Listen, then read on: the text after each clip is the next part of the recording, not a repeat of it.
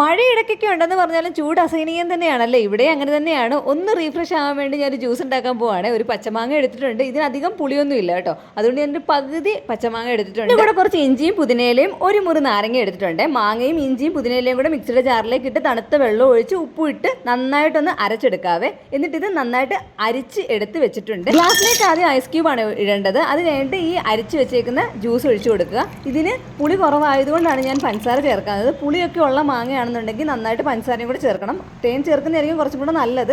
ഇല്ലാത്തവർക്ക് പഞ്ചസാര ചേർക്കാം കേട്ടോ. മാങ്ങയ്ക്ക് പുളിപ്പ് കുറവായതുകൊണ്ട് തന്നെ ഈ നാരങ്ങാമുറി മൊത്തവും ചേർക്കുന്നുണ്ട്. പുളിപ്പ് കൂടുതലുണ്ടെന്നുണ്ടെങ്കിൽ ഇത് കുറച്ച് മാത്രം, ഒരു 2-3 തുള്ളി മാത്രം ചേർത്താൽ മതിയേ. പിന്നെ ഇതിൻ്റെ കൂടെ ആണെങ്കിൽ തണുത്ത സോഡ ഉണ്ടെന്നുണ്ടെങ്കിൽ അതൊഴിക്കുന്നതാണ് ബെറ്റർ.